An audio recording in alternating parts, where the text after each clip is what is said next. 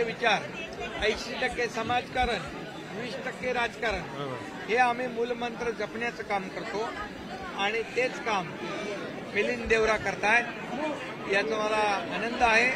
मी त्यांचं अभिनंदन करतो. मी इथल्या आपल्या शिवसेनेच्या सर्व पदाधिकाऱ्यांचं नगरसेवकांचं अभिनंदन करतो. अतिशय चांगला कॅम्प या ठिकाणी ऑर्गनाईज केलेला आहे आणि हजारो लोक याचं बेनिफिट घेत आहेत. त्यामुळे मला समाधानही आहे की शिवसेनेच्या माध्यमातून आरोग्य शिबिर असेल, चष्मा शिबिर असेल, मुलांची हार्ट सर्जरी असेल, असे अनेक शिवसेना वैद्यकीय कक्ष जो आहे बाळासाहेबांच्या नावाचा डॉक्टर श्रीकांत शिंदे फाउंडेशन आहे, अशा माध्यमातून राज्यभरात हजारो कॅम्प आपण लावले. लाखो लोकांना त्याचा दिलासा दिला.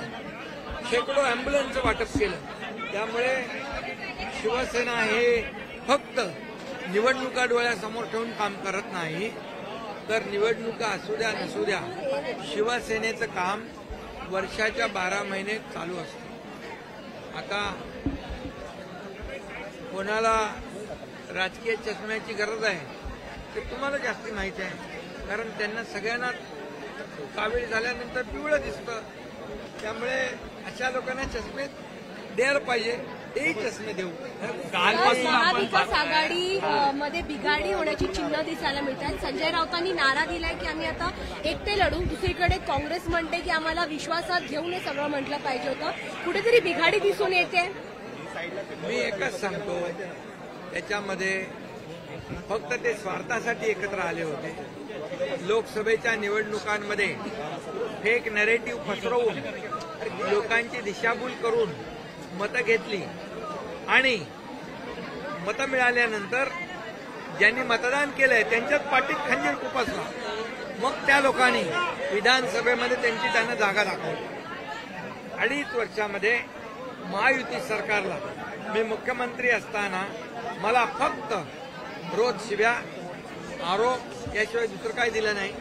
देवेंद्रजी उपमुख्यमंत्री होते, त्यांच्यावर आरोप एवढ्या खालच्या थरावरचे केले की जेलमध्ये टाकण्याचं कारस्थान केलं. तू तर राहशील नाही तर मी तर राहीन म्हटलं आणि काय काय म्हटलं अजून ते मी बोलू शकत नाही असे शब्द वापरले. आता आपण पाहतोय काय बदल झालेला आहे, काय जादू झालेली आहे. आणि मी म्हणेन सरडे रंग बदलतात, पण एवढ्या फास्ट वेगाने रंग बदलणारे वरळी मी पाहिले नाही. वरळी पुनर्विकास प्रकल्पावरून आदित्य ठाकरेंनी देवेंद्र फडणवीसांची भेट घेतली. कुठेतरी श्रेय या वरळी बीडीडी पुनर्विकासाचं घेऊ इच्छित आहेत ते, त्याकडे कसं पाहता? त्यांच्याकडे सत्ता होती, मुख्यमंत्री पद होतं, सगळं होतं, खासदार होता, खासदार होते, आमदार होते आणि मग हे वरळीकर का वंचित राहिले हा प्रश्न वरळीकर जनता त्यांना विचारल्याशिवाय राहणार नाही. आणि आता गृहनिर्माण विभागाच्या माध्यमातून संपूर्ण मुंबईमध्ये आता गृहनिर्माण विभागाच्या माध्यमातून संपूर्ण मुंबईत परवडणारी घरं, परवडणारी रेंटल घरं, त्यामध्ये वर्किंग वुमनसाठी घरं, मुलं जी शिकायला येतात त्यांच्यासाठी हॉस्टेल आणि सिनियर सिटीजनसाठी देखील घरं आणि गिरणी कामगारांसाठी घरं, पोलिसांसाठी घरं, हा आमचा अजेंडा आणि त्यामध्ये परवडणारी घरं देण्याचं काम आम्ही करू आणि यामध्ये आमूलाग्र बदल कायद्यामध्ये करावा लागेल. निश्चितपणे आमचा अजेंडा आहे सर्वसामान्य माणसाला घर. जसं प्रधानमंत्री मोदी साहेबांनी PMY सुरू केला, पंतप्रधान आवास योजना, लाखो लोकांना, करोडो लोकांना देशातल्या घरं दिली, तसंच महाराष्ट्रामध्ये देखील या ठिकाणी जो मुंबईकर मुंबईच्या बाहेर फेकला गेला आहे, कुणामुळे फेकला गेला आहे हे सगळ्यांना माहिती आहे. कुणामुळे त्याला घर सोडून नाला सोपारा वसईला जावं लागलं, बदलापूरला जावं लागलं हे सगळ्यांना माहिती आहे. पण मी त्याच्यात जाऊ इच्छित नाही. आम्ही एवढंच आहे की या सर्वांना मुंबईकर जे बाहेर गेले त्या मुंबईकरांना पुन्हा मुंबईमध्ये आणण्याचं काम राज्य सरकार करेल आणि मुंबईकरांना दिलासा देईल. सर, काल रामदासबाईंनी देखील अशी मागणी केली की मुख्यमंत्री बाळासाहेब ठाकरे स्मारकामध्ये जे आहे अध्यक्षपदावर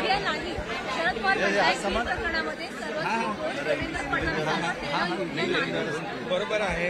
पवार साहेब मोठे नेते आहेत आणि त्यांनी अनेक मोठी पदं भूषवली आहेत. त्यामुळे ते बोलताना विचारपूर्वक बोलतात आणि म्हणून हे जे बीड प्रकरण आहे त्यामध्ये मुख्यमंत्री महोदयांनी SIT CID चौकशी लावलेली आहे. आरोपींवर मोका लावलेला आहे. आरोपींना अटक झालेली आहे. त्यामध्ये मी सांगतो की संतोष देशमुख प्रकरण अतिशय निर्गुण प्रकरण आहे. त्याचा खून अतिशय दुर्दैवीपणे केलेला आहे, अतिशय निर्गुणपणे केलेला आहे आणि अशा लोकांना चुकीला माफी नाही. त्यांना कुणालाही क्षमा केली जाणार नाही, कुणालाही पाठीशी घातलं जाणार नाही. या खून प्रकरणामध्ये जे लोक संबंधित आहेत त्या एकालाही सोडलं जाणार नाही. यांना फासावर लटकवेपर्यंत सरकार कोर्टामध्ये बाजू लावून धरेल. फास्ट ट्रॅकवर ही केस चालेल आणि यामध्ये विशेष वकील नेमलेले आहेत.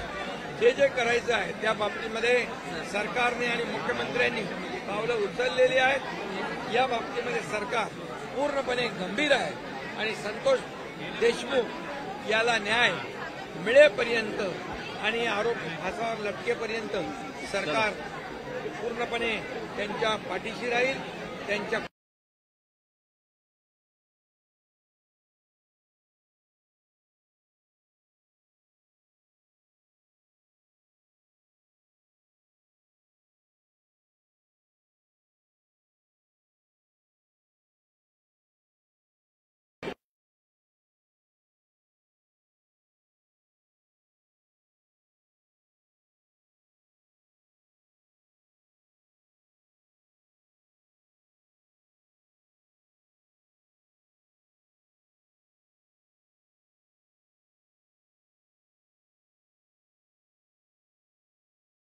पदाबद्दल ती उद्धव ठाकरे यांना राहायचा अधिकार नाहीये ही मागणी केल्यानंतर मुख्यमंत्र्यांना देखील सांगणार आहे. काय सांगाल?